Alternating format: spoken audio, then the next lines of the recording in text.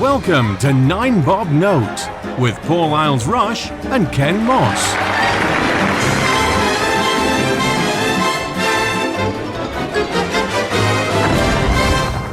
Hello everybody and welcome to 9 Bob Note. I am Paul. And I'm Ken. Hello there. Hi. Paul, it's your choice this week. What have you got for us?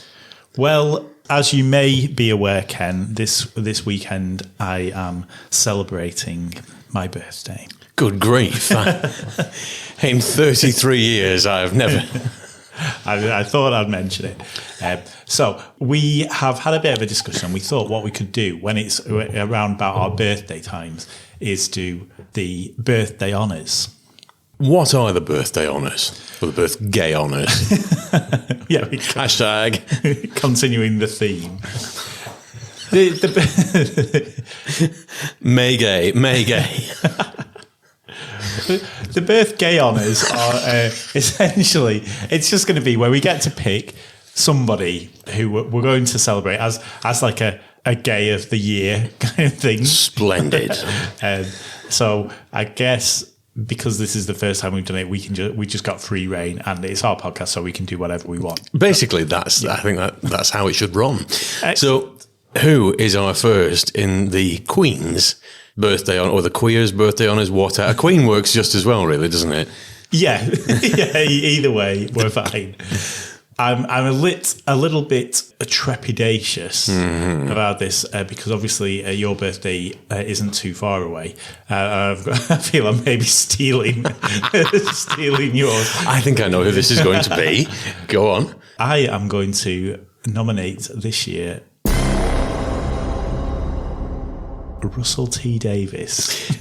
He would have been my pick for the year. And it's a superb choice. For those of you that don't know, where have you been? Russell T Davies is, as I commonly attribute him, a television god. He's been working in television for at least 30 years. I think he started on Why Don't You as a runner or something. He's done things like Bob and Rose, The Second Coming, Queer as Folk, It's a Sin, and he was, most famously to a lot of people, the first executive producer on Doctor Who when it came back in 2005, and he's picking up the mantle again to rescue the show in 2023. So having stolen Paul's thunder somewhat there, but why do you think, because it's not just his television career that appeals to you, I suspect.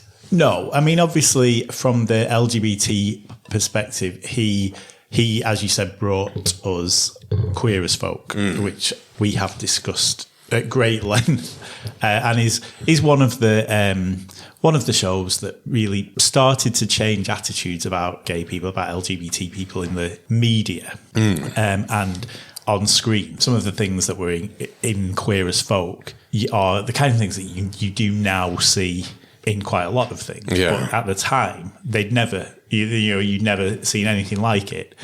And as we've said before, it played a big part in a lot of people feeling safe to come out, feeling like they would be accepted if they did come out, feeling that there was a community that they could belong to. And he did pave the way for a lot of LGBT TV stuff, which a lot of it he's been in charge of ever since. But he's generally a champion of the gays in as many different ways as he can be. So like one thing that he does, which again we've discussed, is he makes a big thing about employing gay people for roles, predominantly gay roles. And he always, if he is casting for a show that the character is gay or lesbian, he makes a point of always casting a gay actor or lesbian actor in that role. Now, we both discussed this, and we're both of the opinion that that's not really something you should be doing. But as his choice as a producer on his own productions, if that's what he wants to do, absolutely fine. As an industry standard, no, I don't think that. It's actors are there to perform a role. They either do it well or they don't. Yeah. I don't think you need to be a welder in order to portray a welder. So I don't see why you need to be gay in order to portray a gay. No, and as we've said, there's no other job that you would go for. where they ask you about who you sleep with before deciding whether you get the job. I get why Russell T Davies has done it, although the way that he put it was that gay people tend to be denied roles, and we both thought that was rubbish. That is bullshit. It's the gayest profession in the world. Exactly. But even drag queens aren't that gay. It's just... It is, and especially when you spend time in sort of theatre circles. There's always been gay actors. During my time in the theatre and even sort of audio acting, a large proportion have been on the gay side. I mean, the thing is, nobody cares in the theatre, or it's just not because it's always been a thing. Nobody in the acting profession has ever given it. Well, I don't think so. They probably wouldn't get much work now if they're homophobic, but that's always been the way. To say that they've been denied, I don't think that's true. I mean, look at all the people that are or have been out within the profession over the years. People that we might not necessarily have known. It was known within the profession, but that we, the general public, didn't necessarily know. Richard Wilson's the one that leaps to mind. Yeah. He's 86 now, and I think he's done all right for himself. He's another one. He's a huge heavyweight in the theatre, both as an actor and a director and a producer. Don't think it's held him back. No, I don't think it has. And also, there are some stories out there, and it tends to be when you're talking about sort of really big name Hollywood actors, and some of the ones that have come out. I really can't think of the person who I'm thinking of, but there's quite a big name actor who is gay, and he has gone on record and said that he was told right from the beginning, if you come out, so people knew that he was gay, but if you come out publicly, you're not going to get leading roles. Yeah. And that's probably because, sort of in the 90s and whatever, leading roles tended to be straight. Yeah. And, and whether people thought, oh, well, no one's going to believe that he could, fall in love with Michelle Pfeiffer or whatever. But as you said, if you're an actor, the whole point is that you're convincing the audience of the character that you're playing. It is. And once you stop convincing the audience, I mean, there's an example just leapt to mind where the illusion has been shattered and I can't watch it again. It's Jules Holland's Hootenanny. And when I found out that it wasn't live, it shattered the myth and I couldn't watch it again and enjoy it in the same way. Yes, I, for many years, along with quite a few others, I think, thought that it was live and it was a real sort of celebrity love-in. Once I found out that it was pre-recorded in August, the myth was shattered. The magic had gone. The fact that all these, real heavyweight celebrities had chosen to give up their New Year's Eve to record in a BBC studio never occurred to me that it might not be. As far as the public are concerned, then yes, possibly it might. I don't know, but I think the same could be said of a lot of things. If you cast a woman made up to look like a man in a very male role, but a woman can do the job, and it was deliberately disguised so that you couldn't tell, and then later found out that was a woman playing that male part, whether it's an action part or a love part or whatever, it would shatter the illusion a bit. It's all to do with creating an illusion. Yeah. It could be levelled in other ways as well. Somebody's personal or private beliefs, say Tom Cruise and his Scientology. I don't know how far that has damaged him, but I think people have sort of looked at him askance since all that came out and thought, not quite what I thought. And if you feel really strongly about it, that's what you're going to see on screen. He's a Scientologist. Yeah. So it could be that, but behind closed doors or casting, it shouldn't make any difference whatsoever. No, it shouldn't. And I think there obviously are going to be situations where you're told just don't come out because it's going to damage your career. Now, if the person who I'm thinking of, who I still can't think who it is, what's he been in? I don't know. It was an interview, and it's someone. It just came to me. I think it might be Luke Evans. I wouldn't have got that because I don't know who it is. Right. So he is an actor. He's been in loads of Hollywood. He's Welsh, but he's been in quite a few Hollywood things. He was in the live-action Beauty and the Beast as Gaston. He's been in quite a lot of stuff. it might not be him, but he's one of those who has, I'm sure he's said at some point that he was advised not to come out. Actually, I'm completely wrong. Luke Evans has gone on record to say he's never hidden his sexuality, nor has he been asked to hide his sexuality. So it's somebody else. Completely different. Yeah. What Luke Evans said was, everyone's always known he's gay, he's never hidden it. But when he started getting sort of big roles and stuff, people assume that you're straight, and it's just sort of, well, I've never hidden it. But anyway. But on the pop singer thing, again, there's a lot over the years, a lot of artists have been asked to conceal the fact that they're married so that they come across as more available to the fans. It's all to do with creating a web of deceit. Yeah. But again, I mean, in those terms, only casting gay actors in a gay drama, primarily, I suspect it's going to appeal to a gay audience. Everything's got to have an audience. It can't just be all things to all people. So, a straight drama is probably going to appeal more to straight people primarily than gay people, I would think. You gravitate more towards stuff that you identify with, or it's got characters in that appeal to you. Yeah. I mean, I know that you've watched a lot of gay things, and that have passed me by. I've either not sought them out, or I've missed them completely. And because you know about it, you've gone looking for things, presumably. Yeah, definitely. And when there's when new series come out, if you find out that there's a gay character in it, then it does make you think, oh well, I'm more inclined to go and watch it. And I suppose similarly, because we kind of know who the gay actors are, and they're the ones who we're interested in, and they're the ones who we read about in magazines and stuff like that. So we're interested in their lives. So when Russell T Davies said, I'm casting It's a Sin, and all of the gay characters are going to be played by gay men, we knew a lot of those gay men. And it doesn't matter who the actor is, but it helps because you're going to get involved in the publicity and and things like that. And so when they're doing interviews, so when Ollie Alexander's doing interviews about It's a Sin, and he talks about his character, he also talks about his own life, and that's a life that we can in some ways identify with. Although obviously we're not all Ollie Alexander. But yeah, that's one of the things that Russell T Davies is famous for. As you also said, he's done a lot of gay dramas. He did those Banana and Cucumber. I never saw those. Were they a bit near the knuckle?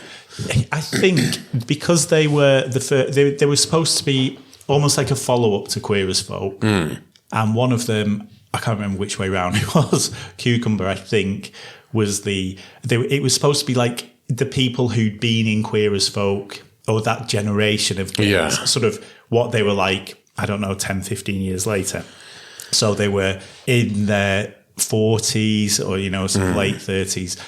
And some of them were still behaving as outrageously as if they had been characters in Queer as Folk. And I guess it maybe fell a bit flat because obviously the people who had been Queer as Folk age when Queer as Folk came out, and then we're expecting, this is going to be another program about us, but as we are now. And then we're like, well, actually, we don't really go out and behave like that anymore. Yeah.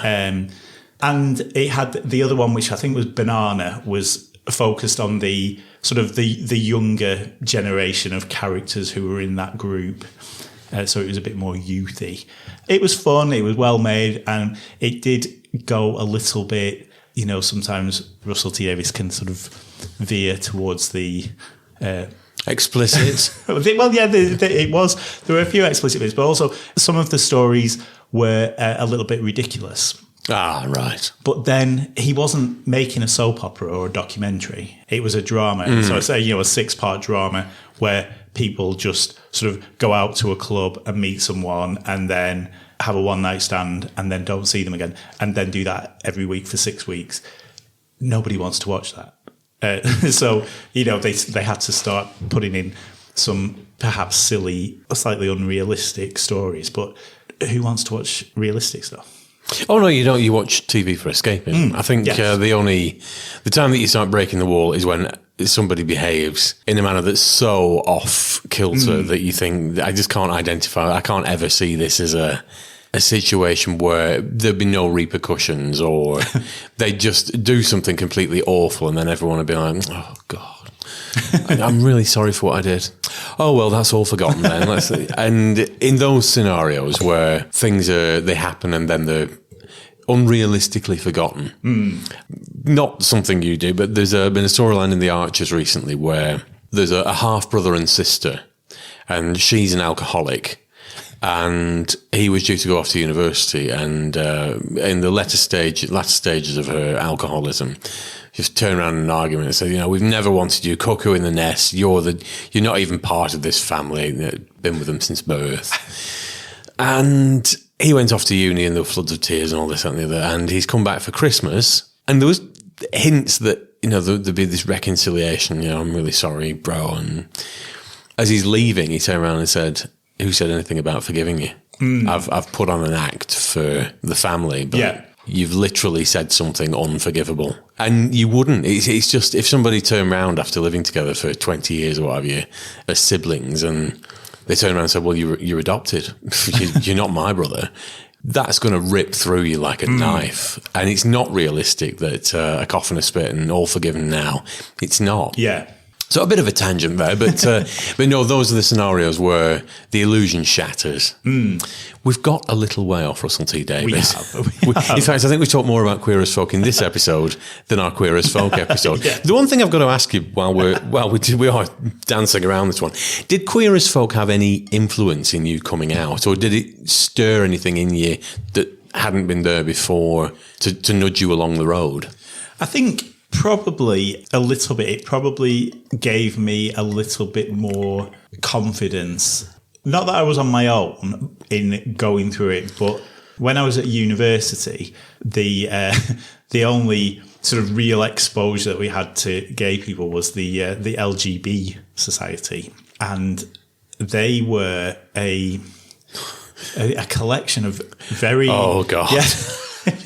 I can picture that because I know the types of gays that I went to uni with, and they weren't just gay; they were gay. Yeah, and sort of militant gay. Yes. and really sort of excessively flamboyant, and the kind of people who, when straight people say, "Oh, yeah, I don't mind gay people. I just wish they wouldn't shove it down our throats." That's who they're thinking of. And fair enough. You do what you do. That's absolutely fine. And at the time, there wasn't much visibility, but that's that was kind of me thinking, is that what I'm meant to be like? And then obviously watching Queer as Folk, it reinforced that. Yeah, and I was like, okay, so these people are really weird, but in a different way. So it probably did sort of give me a bit of hope that everything wasn't going to be too bad. Because although, watching it back, it is a masterpiece of TV. And Russell T Davies, what he did by opening the floodgates with that, it pushed television along in a way that it badly needed at that time. You and I were precisely the right age to get swept along by it all, because it wasn't just that. It was television culture at that time was moving forward in just a more youthful way. There was a vibrancy about things in the early 2000s, and that painted, even though it didn't convert me to the cause, as I've said before, but it did paint a very vibrant picture of what the gay scene was like, particularly in Manchester. I can't really speak for anywhere else. And it was intriguing. It did make me want to find out more about something I'd never really thought about before, and go and have a look and go and see all the queers. But yes, it's been ages, but I got people to ask questions, and anything that gets people to ask questions about what they don't know, got to be a good thing. Yeah, and he did a similar thing with It's a Sin last year, because that was a drama. It was about gay people, but it was primarily about AIDS, and the AIDS crisis. And one thing that really struck me is because all of the characters in it, or most of the characters in it, were young, sort of 20-something boys. And when I've been speaking to people about it at work, the people who watched it were about that age. So they didn't live or didn't really know anything about how bad the AIDS crisis was. So to see people who were like them But in the 80s, going through it and realizing that, because obviously from their point of view, it's just something that old men talk about. You know, it is, I suppose, it's like the gay equivalent of our grandparents talking about the war or something. Yeah. So it kind of brought it home and made it a bit more accessible to the next generation for something that is so important that isn't forgotten. I'm not comparing it to the Second World War, so please don't write in. But it is still a big thing, particularly in South Africa, which, and because it's not been that talked about, because I've not really heard about AIDS in any sort of major way since the early 90s. It fell off the grid a bit. It's quite a phrase, a grid. So in many ways, I suspect the vast majority of the general public, it's sort of been forgotten as not a thing anymore, really. Even though I don't think it's too bad in England or the UK. It's still about, but I don't think it's as bad as it was at the height. Or have I got that wrong? No, you are right. I'm not sure about the number of cases. I think it just sort of goes through spikes, and it does tend to be. It gets quite dangerous because it does seem to go away and people forget about it and then start being careless again. And then that's when it spikes up again. But because of the healthcare that's available, it's possible, although there's no cure for HIV. There are very good palliatives though now, aren't there? Yeah, and it's possible to have the virus at such a level in your blood that it's undetectable when you go to test, which means that you can't transmit it to other people. So I was talking to someone at work who found out, and he's only in his early 20s, he found out just before his 20th birthday that he was HIV positive. And obviously, you just think... That's the end of that. But now, because, you know, he looks after himself, because he takes the drugs that he needs to take, he is now undetectable, so he can just live an absolutely normal life. He's going to live just as long as me or you, assuming he doesn't get hit by a bus. So yeah, it's still around, but if it's treated, it's, you know, you can live with it very, very easily. Obviously, in places like Africa where there isn't the access to healthcare that there is, that's where it is still a killer. But we wouldn't even be having this conversation if it wasn't for Russell T Davies. No. And so I salute your choice as there's the MBE and the OBE. What's the gay BE? The gay BE. We'll definitely have to get a jingle for that. Well, also, as you did touch on earlier, as he's the saviour of Doctor Who, he brought it back, or he was responsible for being in charge of it when it came back, made it a huge success, made everyone talking about it again. Yeah, and we're hoping that later this year he'll rework his magic and reignite everyone's interest in it. I have high hopes. Yes, yeah, definitely. Yeah, so this year's Paul's birthday honours goes to Russell T Davies. Yes, Queen! Yes, Queen! Yes, Queen! I mean, I can't imagine a higher accolade. To be honest, he'll be crying into his chin when he hears this. That's it for this year. Obviously, your birthday's coming up, and I stole your idea, so you'll have to get your thinking cap on and find another gay. There are a couple out there. One or two. Yes. But congratulations, Russell. You get to wear the crown until January next year, unless you do something horrific to Doctor Who this year, in which case we might take it off you. That's not going to happen. It's not unlikely. But thank you, everyone. We'll sign off then, and we'll be back next week with a touch of normality. Thanks for listening, everyone. See you soon. Bye.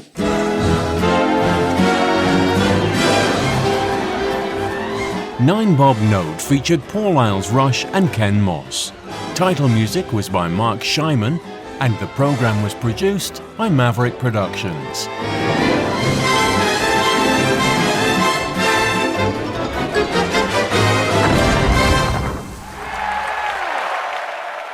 For more information, please visit maverickproductionsuk.blogspot.com or find us on social media.